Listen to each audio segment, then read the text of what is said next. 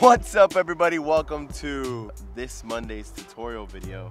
It's like a little bonus video I wanted to provide for you guys to extend the video that I made this past Monday.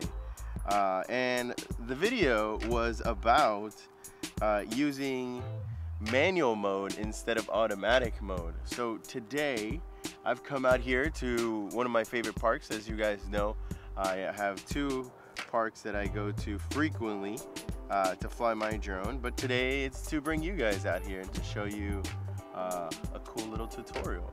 So what we're gonna do today is we're gonna jump right into the application that I recommended in my last video for those of us that don't have DSLRs, and you could still jump into the manual world without having a DSLR if you have a smartphone.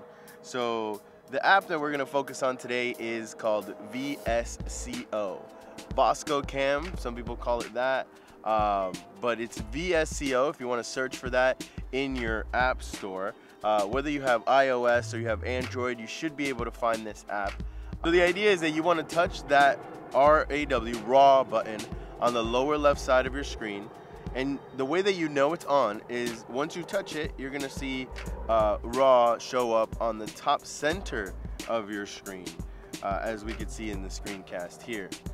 Now, by turning that on, what does RAW mean? RAW means that you're gonna have a little bit more information from your photograph, so that when you go to edit this picture, you'll be able to have a little more flexibility or a little bit more forgiveness when it comes down to like white balance or exposure or things like that.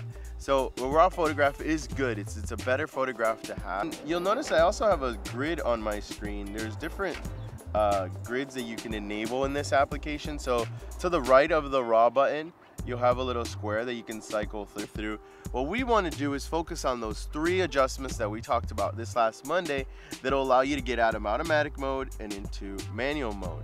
So those three adjustments were, if you guys remember, ISO, aperture, and shutter speed.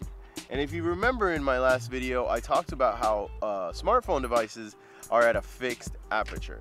So that's where we're just gonna have to compromise with that fixed aperture and balance out your shutter speed and your ISO, so you start to practice a little bit more with those manual settings. Now you're gonna find those settings, if you go slide your finger at the bottom bar there, you're gonna find those settings towards the end of that little bar.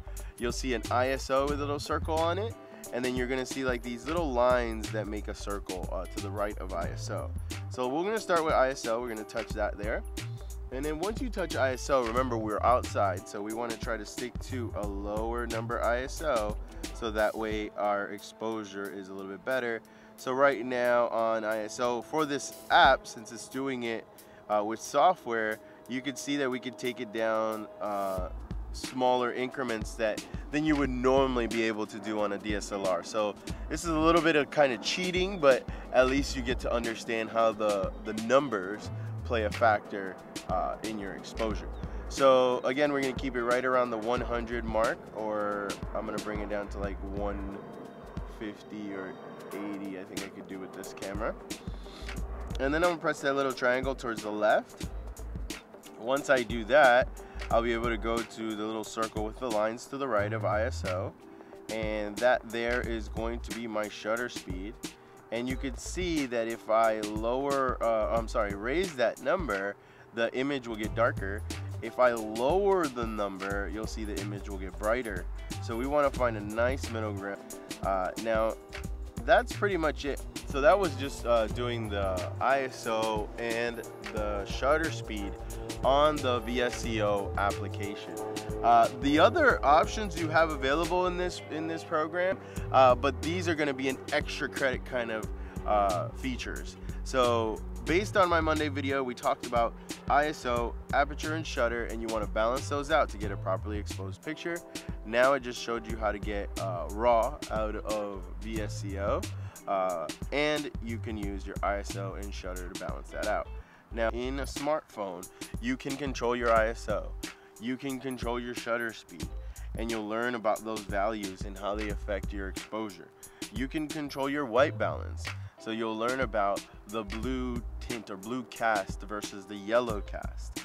You can even control your focus points on this thing. So I hope that helped you guys out. If this is your first time watching, consider subscribing. I'd appreciate it. For those of you that came back to watch some of my videos, thank you. And make sure you hit that little bell down on the lower right hand side so you get notified exactly when I release these videos. But if you really like it, head over to Instagram. You know the deal. Follow me at either Famousangel or Famousangel Ports, where I'll be posting some of my portraits. Keep on the lookout for my projects that coming up this year. And I really hope you have a great day today. And I will see you guys next Monday.